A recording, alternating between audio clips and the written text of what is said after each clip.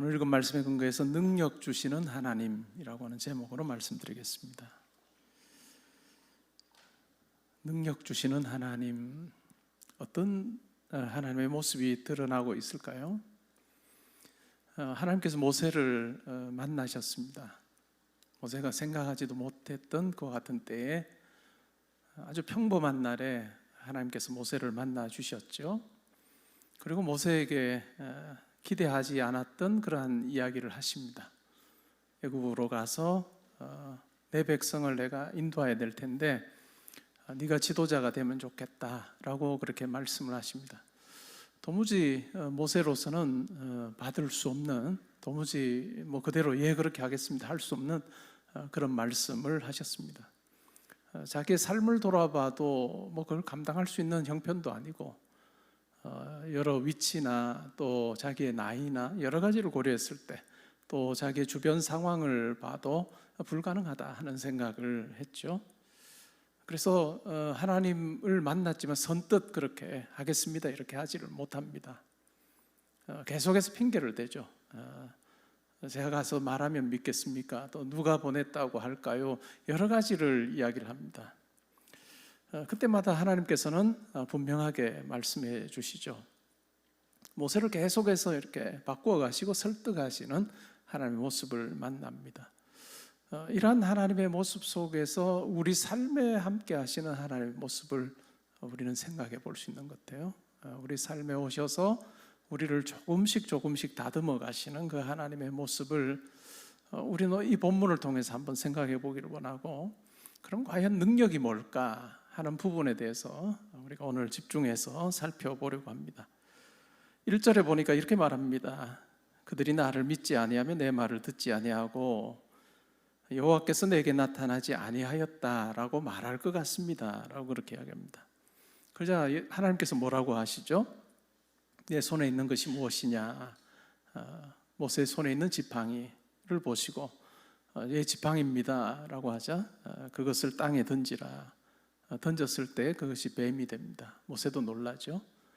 그때 뱀의 꼬리를 잡으라 라고 그렇게 말씀하셔서 결국 다시 지팡이였던 뱀이 다시 지팡이가 되는 그런 변화가 있습니다. 그러면서 5절에 보니까 이렇게 말합니다. 이는 그들에게 그들의 조상의 하나님 곧 아브라함의 하나님, 이삭의 하나님, 야곱의 하나님 여호와가 내게 나타난 줄을 믿게 하려 함이라 라고 그렇게 말씀하십니다. 그리고 바로 두 번째 이적에 대해서 이렇게 행하십니다. 이적을 행하시는데 내 손을 품에 넣어라 라고 말씀하시고 품에 넣자 그 손에 문둥병이 생깁니다. 나병이 생기죠. 그리고 다시 품에 넣자 그 손이 다시 원래대로 회복이 됐습니다. 8절에 보면 만일 그들이 너를 믿지 아니하며 그 처음 표적의 표징을 받지 아니하여도 나중 표적의 표징은 믿으리라 라고 그렇게 말씀. 계속 이렇게 표적을 행하시는 이유가 뭐냐 하면 믿도록 하기 위해서입니다. 믿도록 하기 위해서 이와 같은 일을 행하시는 거죠. 그리고 9절에 보니까 세 번째 표적에 대해서 이야기를 합니다. 그것은 나일강에 물을 떠서 조금 떠다가 땅에 부으면 내가 떠온 나일강 물이 땅에서 피가 될 거다. 막대기가 뱀이 되는 것, 그리고 온전했던 손이 나병의 손으로 바뀌는 것, 그리고 물이 피가 되는 이와 같은 세 가지 표적을 이야기를 하십니다. 10절에도 보면 모세가 하나님께 이렇게 말씀드립니다. 오 주여, 나는 본래 말을 잘하지 못한 자입니다. 주께서 주의 종에게 명령하신 후에도 역시 그러하니 나는 입이 뻣뻣하고 혀가 둔한 자입니다. 그러자 하나님께서 이렇게 말합니다. 누가 사람의 입을 지었느냐? 누가 말 못하는 자나 못 듣는 자나 눈 밝은 자나 맹인이 되게 하였느냐? 나 여호와가 아니냐라고 그렇게 말씀하십니다. 그리고 12절에 보면 능력이 뭐냐 하는 부분에 대해서 우리로 하여금 분명히 알게 하는 부분입니다. 12절에 보면 이제 가라, 내가 내 입과 함께 있어서 할 말을 가르치리라. 능력 주시는 하나님인데 능력 주시는 하나님을 요약을 하면 12절에 나옵니다. 이제 가라, 내가 내 입과 함께 있어 할 말을 가르치리라. 내가 너와 함께 하마라고 하는 것이 바로 능력입니다.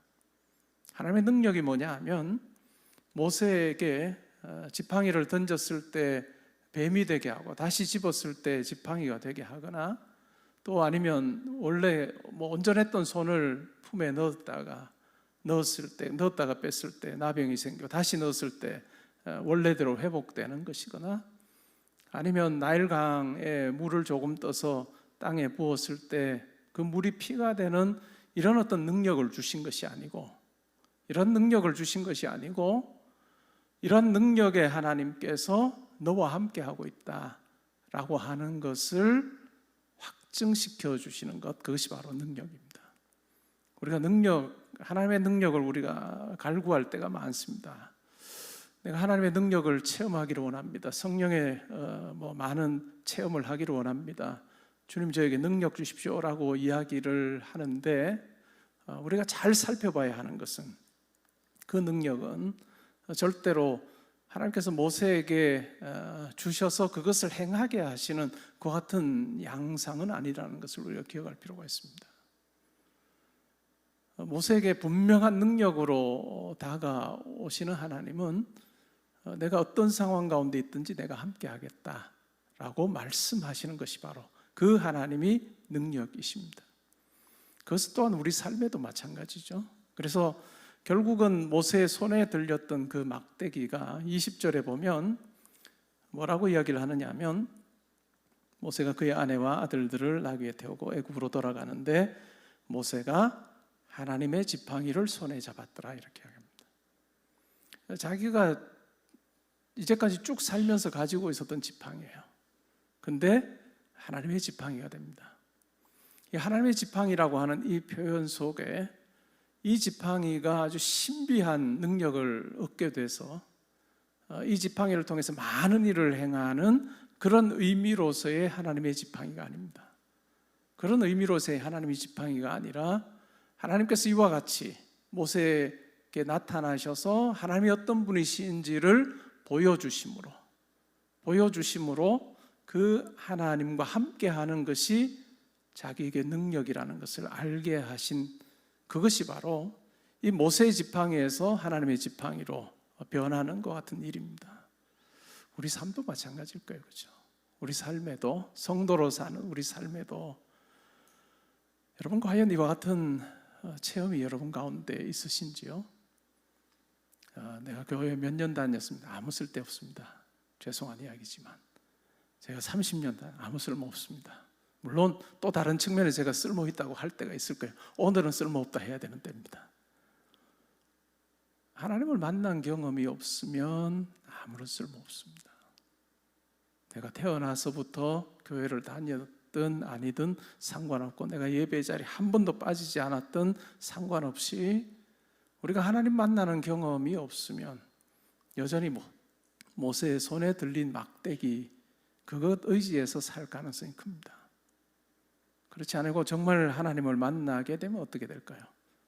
정말 하나님을 만나게 되면 내 손에 있던 그 막대기가 하나님의 손의 막대기로 하나님의 막대기로 변하는 그 경험을 하게 됩니다. 여러분 가운데 그 경험이 있으신지요? 나는 과연 그 체험을 했는가? 이것은 매우 중요한 부분입니다. 저는 찬양을 부를 때도 정신을 너무 똑바로 차리고 불러서 저는 문제입니다. 왜냐하면 부르다가 저 찬양의 가사가 저한테 안 맞으면 저 못 불러요. 솔직히 말씀드리면. 여러분 유행가 가사 부르면서 그렇게 하나요? 유행가 가사 부를 때는 그 가락에 또 가사에 그냥 따라 부르잖아요. 그냥 부르고 자기 18번 곡 물론 조금 자기와 연관 있는 것도 부르긴 하지만 찬양은 그렇지 않잖아요. 찬양은 내 고백이 돼야 되는데 내 삶의 모든 것이 다 하나님의 것입니다 라고 하는 그 찬양의 가사 앞에 여러분 몇 번이나 좌절해 보셨는지요? 정말 그 찬양의 가사 앞에 나는 도무지 이 찬양을 부를 수 있는 사람이 아니다 라고 찬양을 부르다가 중단한 적이 여러분 몇 번 있습니까? 우리가 드리는 찬양이 그냥 찬양 따로 우리의 삶 따로가 돼서는 절대로 안 됩니다. 삶의 고백이 되는 찬양, 그럴 때 비로소 그 찬양은 우리에게 힘이 있고 그 찬양을 부를 때 하나님께서 우리의 찬양을 참으로 기뻐 받으십니다. 과연 여러분의 삶에 하나님을 온전히 섬기는 그러한 어떤 몸부림, 그것이 얼마나 있는가 한번 생각을 해보시면 좋을 것 같습니다. 그렇지 않으면 그냥 모세의 막대기로 우리의 손에 들린 어떤 막대기가 모세의 그냥 막대기로 끝날 수 있는 그 가능성이 우리 가운데 너무나도 많다는 것을 우리는 기억할 필요가 있습니다. 우리가 예수님을 만남으로 우리가 하나님을 만나게 됐습니다. 그것이 여러분에게 처음 그렇게 만난 경험이 언젠지는 모르겠어요. 여러분 각자에게 다 있을 거예요. 그렇게 뜨겁게 주님을 만났을 때 여러분들이 했던 그 반응이 뭘까요? 아마 대부분 똑같을 겁니다. 하나님, 제 인생 전부를 하나님을 위해 드리겠습니다. 왜요? 나를 위해서 모든 것 내주신 하나님을 우리가 만나게 되면 내 삶이 그렇게 아깝지가 않은 거예요. 내 삶이 아깝지가 않은 겁니다. 특별히 우리가 젊었을 때 만나면 어떨까요? 젊었을 때 만나면 내려놓을 것도 별로 없어요. 그렇기 때문에 다 드리겠습니다 해요. 그렇죠? 정말 현실적이어야 됩니다. 신앙생활은 정신 똑바로 차리고 현실적이지 않으면 어느 방향으로 휩쓸려 갈지 우리는 몰라요. 예수님을 만나고 나서 그 고백을 하잖아요. 그 고백을 하고 그러면서 여러분의 삶을 정돈해가는 과정을 아마 거쳤을 것입니다. 내가 어떻게 하면 내 삶을 전부를 드릴 수 있을까라고 하는 고민을 아마 하겠죠. 이 고민이 없으면 그냥 교회 따로 삶 따로가 됩니다. 그냥 교회 와서는 마음껏 어느 누구보다 크게 찬양 부르는데 삶으로 가면 이거 완전히 기뻐. 혹시 우리 삶이 그렇지 않은가? 내가 하나님을 만났을 때 그 뜨거운 그 마음, 하나님을 위해서 내가 모든 것을 드리고자 하는 그 마음, 그러나 그럴 수 없는 자기의 삶의 현실 앞에 여러분 얼마나 힘들어해 보신 적이 있는지. 여러분 이게 있어요. 진짜입니다. 여러분 누군가를 정말 사랑하는데 자기에게 아무것도 없어요. 정말 사랑하는 사람이 있는데 내가 할 수 있는 게 하나도 없고 줄 수 있는 게 하나도 없을 때 어떨까요? 여러분 얼마나 안타까울까요? 어떻게 할 수 있을까 하는 고민을 많이 할 거예요. 그리고 자기 나름으로 할 수 있는 대로 해서 표현을 하는 것이 우리 일반입니다. 근데 과연 여러분의 삶에서 하나님 앞에 그러한 기도를 드려본 적이 얼마나 있는지요? 우리 모두 다는 하나님 앞에 온전한 삶을 드릴 수 없습니다. 불가능입니다.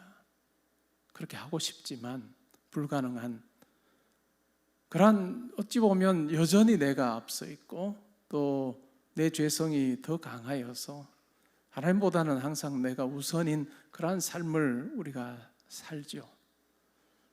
시간이 조금씩 더 흐르면서 하나님께로 조금씩 더 이렇게 무게중심이 바뀌는 그것이 신앙이 성숙하는 거 아니겠습니까? 그런데 이 신앙의 성숙은요, 굉장한 몸부림이 필요한 부분 같아요.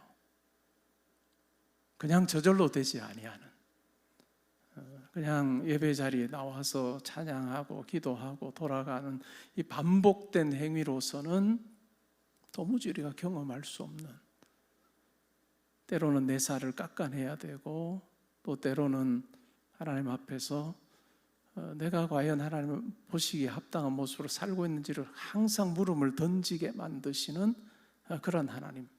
때로 어떤 주일에는 예배 자리로 나오는 것 자체가 너무 힘들 수 있는, 일주일의 삶 자체가 온전히 자기만을 위해 살았다는 것을 아는 그 상황에서 내가 하나님 앞에 예배 드리러 가는데 너무나도 발걸음이 무거운,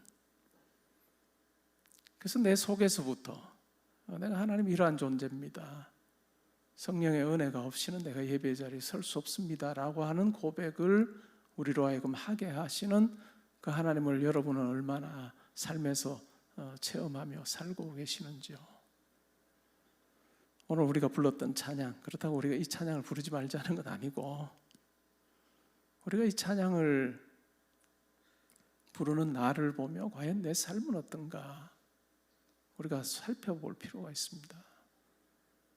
그러면서 여전히 모세의 손에 들린 막대기로 그냥 내 인생에 어떤 것을 의지하고 살고 있는, 내가 너와 함께 할 거다, 내가 너의 입이 되어주고 내가 너를 통해서 권능을 베풀어 줄 거다라고 하시는 그 함께 하시는 하나님을 우리가 경험하는 그 길은 때로는 처절한 우리의 결단이 필요한 길이고, 또한 그 길을 통과해서만 만나게 되는 하나님을 과연 여러분의 삶에서 만나며 살고 계십니까? 우리가 하나님을 위해서 무엇을 드리며 살까?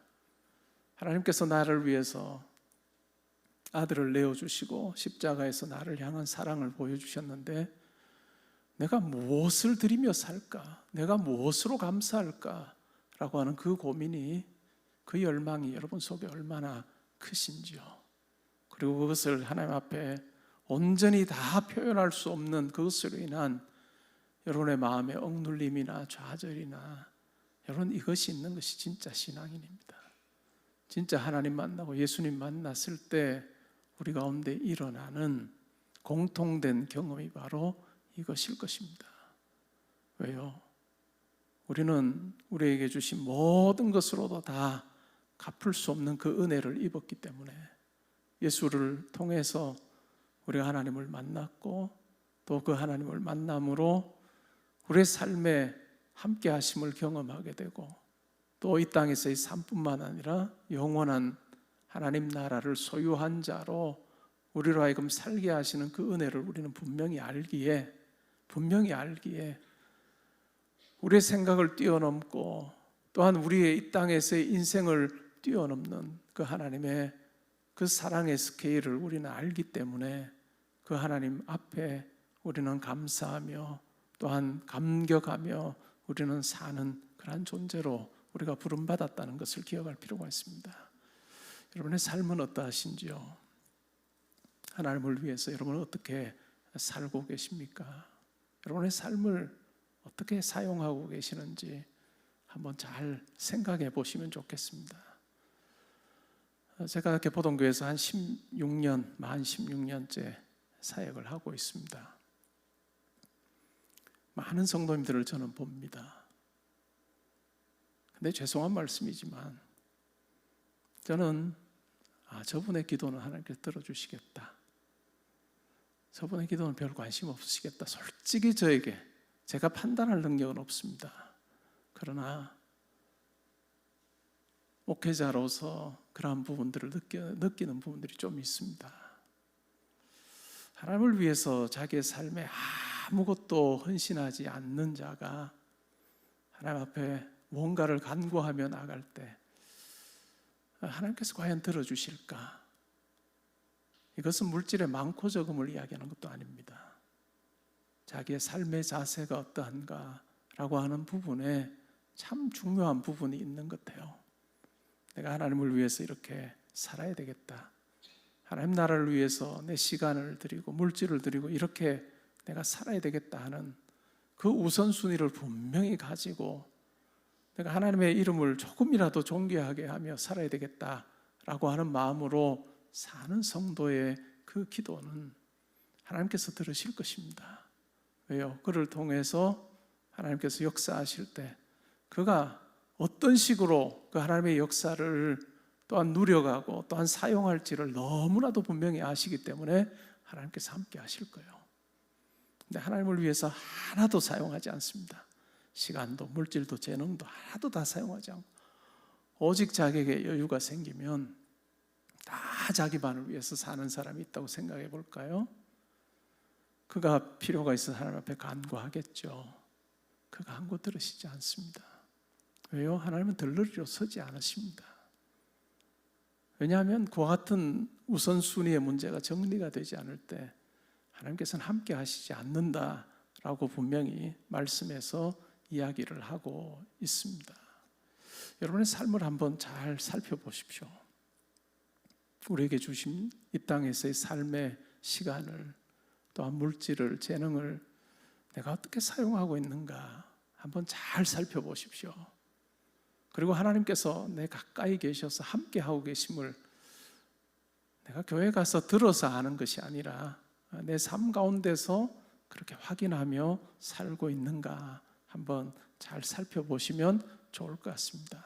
우리가 하나님을 위해서 사는 삶은 구호 한번 크게 외치는 것으로 되지 않고 내 삶에서 내 삶을 정돈하고 내 삶을 때로는 잘 균형 잡아서 하지 않을 때는 참 어려운 일이다 하는 생각을 제가 할 때가 많습니다. 신앙생활은 구호로 끝나지 않고 하나님 앞에서의 큰 결단이 우리 가운데 요구되는 그러한 때가 많습니다. 저에게도 여전히 있습니다. 담임 목사로 사는 저에게도 여전히 하나님 앞에 내 삶을 드린다는 것이, 청년 때 하나님을 만나고 내 일생을 하나님을 위해 드리겠습니다 라고 하는 일반적인 부분은 다 정리가 됐지만 내 삶의 강론으로 들어왔을 때 내가 어떻게 살 것인가 하는 부분은 또 다른 이야기. 내게 주신 물질을 어떻게 하나님을 위해 드리며 살 것인가, 하나님께서 내게 주신 재능을 어떻게 살 것인가, 또 하나님께서 내게 주신 여러 가지 여건들을 내가 어떻게 하나님을 위해 사용할 것인가 하는 것은 또 다른 이야기. 때로는 강론으로 들어가면 정말 복잡해지는 그러한 경험을 할 때가 많습니다. 물질적인 부분을 놓고 말씀을 드리면 제게는 제일 힘들었던 때가, 교회는 항상 저에게 여유 있게 주셨어요. 우리 교회가 감사하게도 제게 제일 힘들었던 때는 아이들 중고등학생 시절이 어려웠습니다. 헌금은 다 해야 되고 아이들을 교육을 시켜야 되고 그런 상황. 그리고 거기에다가 이제 교회가 건축을 하는 그런 상황이 이제 때로는 맞물리는 경우들도 있었죠. 목사에게도 유혹이 있었습니다. 내가 그냥 이제까지 하던 대로 하지 말고 그냥 내가 할 부분만 할까? 라고 하는 유혹도 저에게는 있었어요. 근데 그렇게 하지 않았습니다. 힘든 때도 한 달 한 달을 막 이렇게 막 메꿔가는 그런 과정을 겪으면서도 항상 하나님을 위해서 먼저 떼놓고 한다, 우리는. 그리고 담임 목사니까 더 해야 되겠죠. 그런 부분들을 이제 떼놓고 저는 했습니다. 그러면서 제가 마음먹었던 게 뭐냐면 이렇게 떼놓고 하면 다 못해요. 사실은 하고 싶은 거는 거의 못하고 살죠.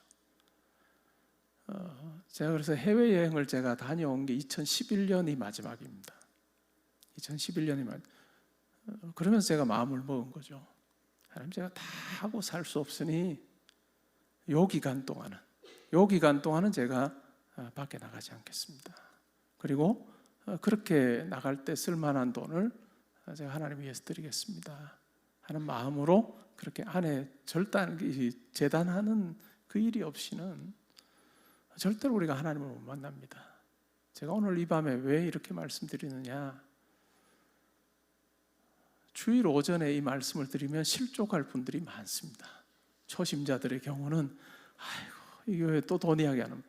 돈 이야기 거의 안 하는 목사인데 마음 먹고 교회에 한번 와봤는데 목사가 돈 이야기하면 이거 안 되겠다 하고 돌아갈 가능성이. 근데 금요기도에 나오시는 분들은 그런 내공은 다 있으시기 때문에 진짜로 하나님과 함께하는 길이 뭔가를 제 마음속에 있는 걸 좀 말씀해 드리고 싶어서 하는 거예요. 내 손에 들린 이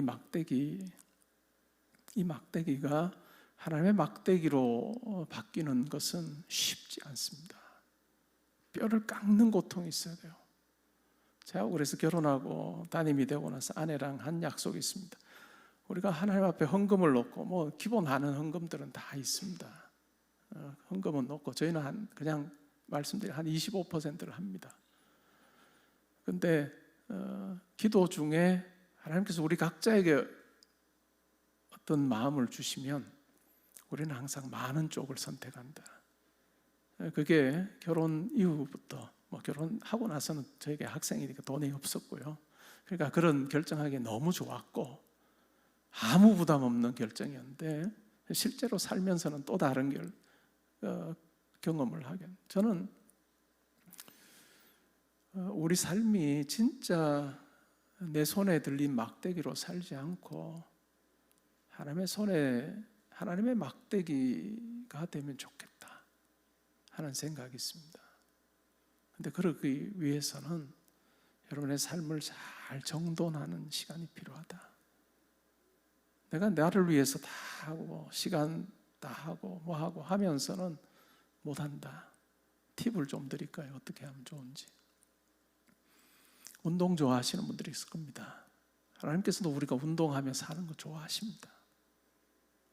만약에 골프를 치시는 분들이 있으면 명품 옷에다가 그래도 채를 딱 꺼냈을 때 다 우와 할 만한 채를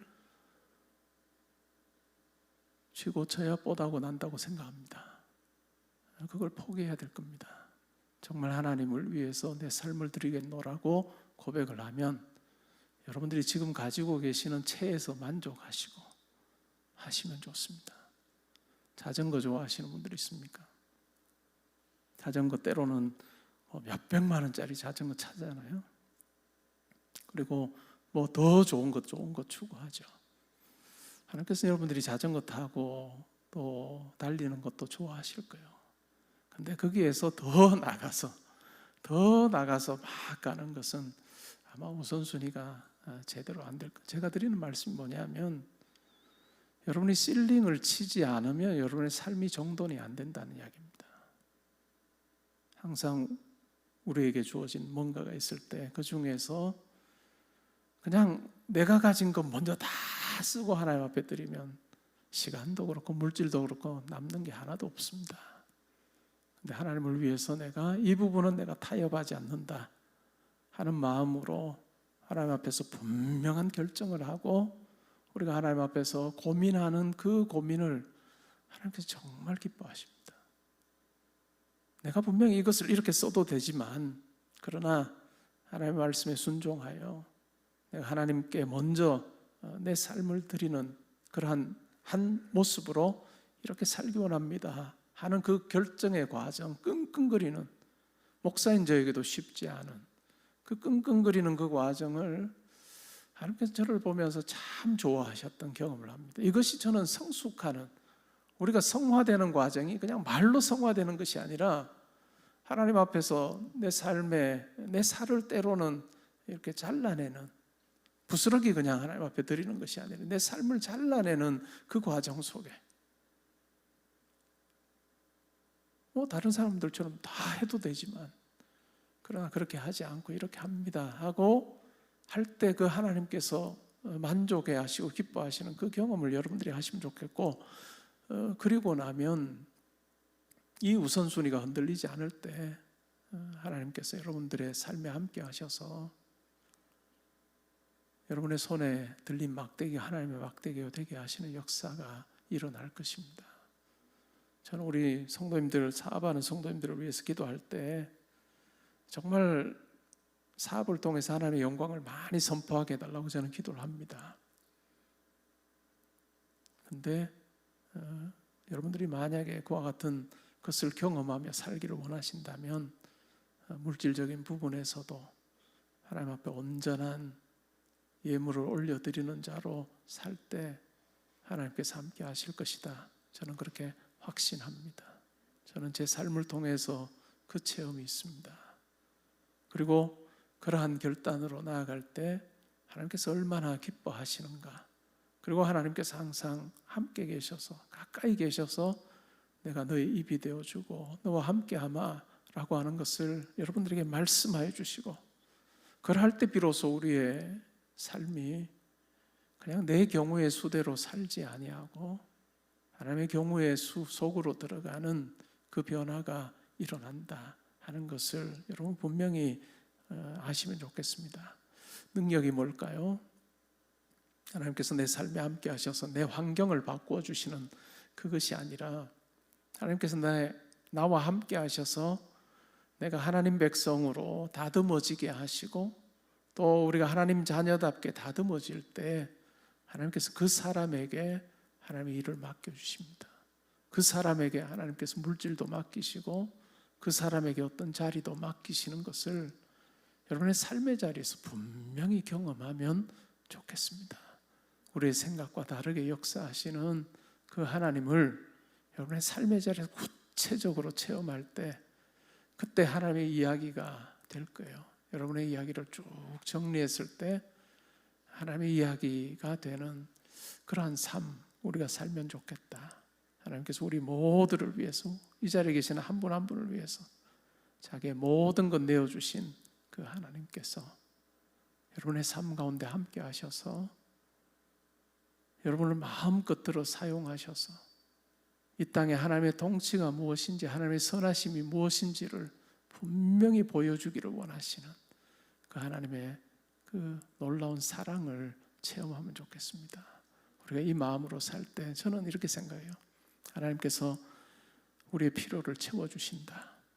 우리가 무엇이 필요한지, 우리에게 무엇이 필요한지 예수님께서도 말씀하셨습니다. 너희는 먼저 그의 나라와 그의 의를 구하라. 그리하면 이 모든 것을 너희에게 더하시리라. 오늘 이 자리에 계신 우리 성도님들이 이 우선순위가 분명한 삶을 살아서 저는 우리 성도님들이 이 모든 것을 더해 주리라 하는 이 말씀을 누리며 살면 좋겠습니다.